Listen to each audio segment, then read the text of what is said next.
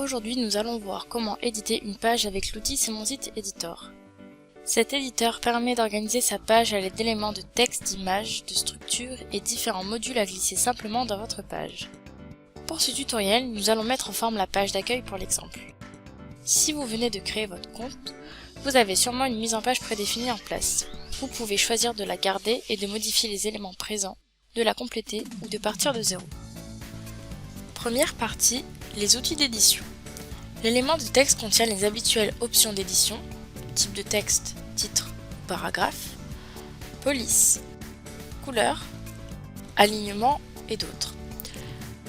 Vous pouvez ajouter des icônes ou faire des listes à puces, ainsi que des liens en insérant une adresse d'un site externe ou en sélectionnant un fichier depuis votre gestionnaire en ligne, ou bien encore une page ou un produit.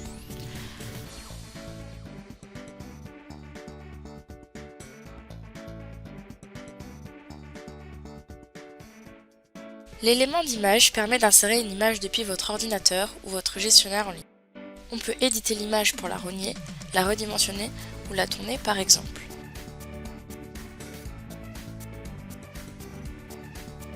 Vous pouvez changer sa taille d'affichage, sa position dans le bloc et configurer divers paramètres, action au clic, avec le zoom sur l'image ou l'ouverture d'un lien, ajout d'une légende et sa position par rapport à l'image, style d'image, choisir sa forme et son affichage, et l'effet au survol, par exemple flou ou reflet.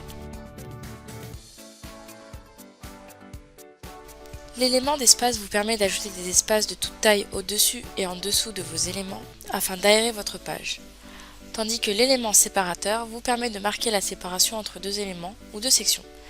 Vous pouvez en définir le style et la couleur. L'élément de bouton permet d'insérer un bouton sur votre page et de créer des liens internes et externes à votre site. Vous pouvez créer un lien interne en sélectionnant une page, une catégorie boutique, un produit ou des articles de blog, ou encore un fichier depuis votre gestionnaire en ligne, image ou PDF. Vous pouvez modifier le texte de votre bouton. Vous pouvez créer un lien externe en entrant le lien d'un site dans le lien du bouton. Puis enfin, définir le style, sa position dans le bloc, son design, sa couleur et sa taille. Deuxième partie, les templates. Les templates sont des blocs de mise en page prédéfinis, faciles à utiliser et surtout pratiques quand on n'a pas le temps ou peu d'idées. Vous avez plusieurs modèles avec titre, paragraphe et images, pouvant être disposés sur 1 à 4 colonnes. Il suffit simplement de glisser et déposer votre template à l'endroit souhaité. En cliquant sur les différents éléments, vous pouvez en modifier le contenu et vous pouvez également modifier la disposition des éléments en cliquant sur le bouton de déplacement.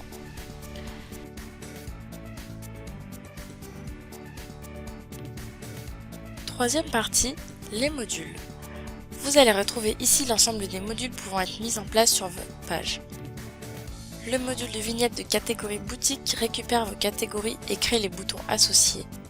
Vous pouvez choisir d'afficher l'image de chaque catégorie également. Le module de formulaire permet de placer un formulaire que vos clients pourront remplir pour répondre à une enquête de satisfaction ou pour la création d'un devis par exemple. Le module d'actualité permet de faire défiler du texte et des liens vers les contenus de votre site que vous souhaitez mettre en avant. Le module de calendrier permet d'afficher les événements que vous aurez créés et ajoutés, que ce soit des stages, ateliers ou autres. Le module de diaporama permet de présenter vos réalisations. Le module de foire aux questions permet de mettre en place une foire aux questions que vous aurez pré-remplie avec les questions fréquentes et leurs réponses.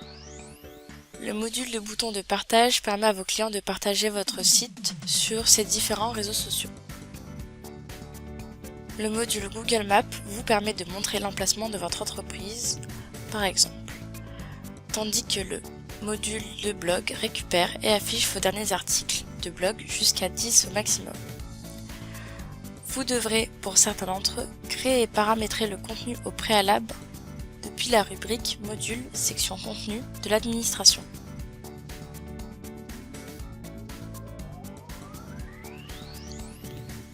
N'hésitez pas à nous contacter pour toute information supplémentaire.